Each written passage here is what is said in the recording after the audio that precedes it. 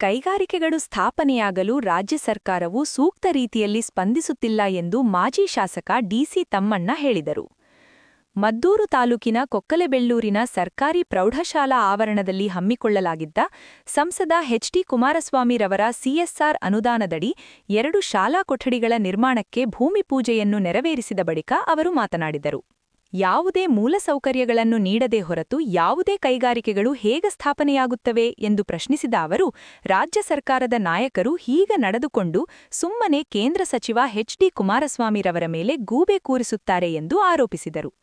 ಜಿಲ್ಲೆಯ ಸಂಸದರಾದ ಎಚ್.ಡಿ. ಕುಮಾರಸ್ವಾಮಿರವರು ಆಸಕ್ತಿ ವಹಿಸಿ ನನ್ನ ಮನವಿಯ ಮೇರೆಗೆ ತಾಲೂಕಿನ ಕೊಕ್ಕರೆಬೆಳ್ಳೂರಿನ ಸರ್ಕಾರಿ ಪ್ರೌಢಶಾಲೆಗೆ ಖಾಸಗಿ ಕಂಪನಿಯಿಂದ ಸಿಎಸ್ಆರ್ ಅನುದಾನದಡಿ 2 ಶಾಲಾ ಕೊಠಡಿಗಳಿಗಾಗಿ ಅನುದಾನ ತಂದಿದ್ದರೆ, ಸ್ಥಳೀಯ ಶಾಸಕರು ಕ್ಷೇತ್ರ ಶಿಕ್ಷಣಾಧಿಕಾರಿಗಳ ಮೂಲಕ ಶಾಲೆಯ ಮುಖ್ಯ ಶಿಕ್ಷಕರಿಗೆ ಏಕೆ ಅನುಮತಿ ನೀಡುತ್ತೀರಿ ಎಂದು ವಿರೋಧ ವ್ಯಕ್ತಪಡಿಸಿದ್ದಾರೆ. ಇದು ಸರ್ವಾಧಿಕಾರಿ ಧೋರಣೆ ಎಂದು ಮಾಜಿ ಶಾಸಕ ಡಿಸಿ ತಮ್ಮಣ್ಣ ಆಕ್ರೋಶ ವ್ಯಕ್ತಪಡಿಸಿದರು. ಕುಮಾರಸ್ವಾಮಿ ಅವರಿಗೆ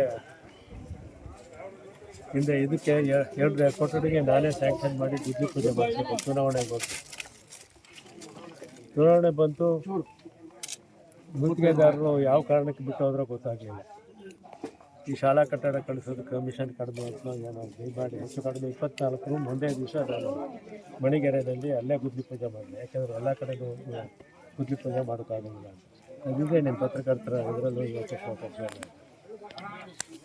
ಅದರಲ್ಲಿ ಒಂದು 12 ರೂಮ್ಗೂ ಹೆಚ್ಚು ರೂಮ್ಗಳು ಕಟ್ಟೋದಕ್ಕೆ ಆಗಲಿಲ್ಲ. ಅವ್ರು ಬರಲೇ ಇಲ್ಲ, ಕೊನೆಗೆ ಬಿಟ್ಟು ಹೋಗ್ಬಿಟ್ರು.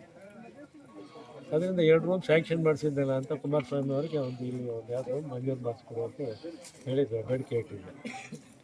ಅವರು ಆರ್ಸೆಲ್ ಬಿತ್ತಾರೆ, ದೊಡ್ಡ ಕಂಪನಿ, ಭಾರತ ದೇಶದಲ್ಲೇ ದೊಡ್ಡ ಕಂಪನಿ ಅಂತ. ಅವರು ನಮ್ಮ ಲೋಕಸಭಾ ಕ್ಷೇತ್ರಕ್ಕೆ ಅನೇಕ ಇದಕ್ಕೆ ಹಳ್ಳಿಗಳಿಗೆ ರೂಮ್ಗಳು ಮಂಜೂರು ಮಾಡಿಕೊಟ್ಟಿದ್ದಾರೆ.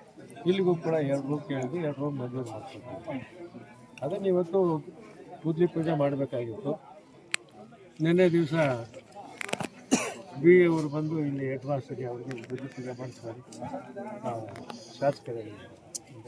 ನಾನು ಬಿ ಫೋನ್ ಮಾಡಿ, ನಿನಗೇನೇ ಅಧಿಕಾರ ಇದೆ, ಸರ್ಕಾರಿ ಫಂಡ್ ಇದು ಯಾವುದರಲ್ಲೂ ಇದಿಲ್ಲ, ಇದು ಖಾಸಗಿ ಅವ್ರು ಮಾಡ್ತಾರೆ. ನಾವು ಏನಿದ್ರೆ ಅದೇನು ಕಮಿಷನ್ ತಗೊಂಡು ನಾವು ಕಾಂಟ್ರಾಕ್ಟ್ ಕೊಟ್ಟಿದ್ದೀವಿ. ಅವರೇ ಕಾಂಟ್ರಾಕ್ಟ್ ಕೊಟ್ಟಿದ್ದಾರೆ, ಯಾರಿಗೆ ಕಂಪ್ನಿನವರೇ ವಹಿಸಿದ್ದಾರೆ. ಅವ್ರು ಯಾರೇ ವಹಿಸಿದಾರೋ ಅವ್ರಿಗೆ ಜಾಗ ತೋರಿಸೋದು, ಕೆಲಸ ಮಾಡಿಸೋದು, ನಾನು ನೋಡ್ಕೊಳ್ಳೋದು ನಮ್ಮ ಜವಾಬ್ದಾರಿ ಇಷ್ಟ.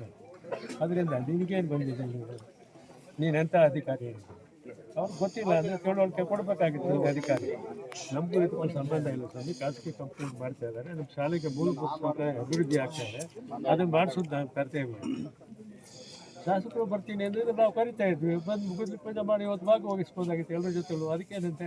ಈ ವೇಳೆ ಜೆಡಿಎಸ್ನ ಜಿಲ್ಲಾಧ್ಯಕ್ಷ ಡಿ ರಮೇಶ್, ರಾಜ್ಯ ಸಹ ಕಾರ್ಯದರ್ಶಿ ಬಿಳಿಯಪ್ಪ, ತಾಲೂಕು ಘಟಕದ ಕಾರ್ಯಾಧ್ಯಕ್ಷ ಮಾದನಾಯಕನಹಳ್ಳಿ ರಾಜಣ್ಣ, ದಿವ್ಯಾ ಶೆಟ್ಟಿ, ಕೂಳಗೆರೆ ಶೇಖರ್, ಕರಡಕೆರೆ ಹನುಮಂತು, ಅಪ್ಪು ಗೌಡ ಸೇರಿದಂತೆ ಹಲವರು ಹಾಜರಿದ್ದರು.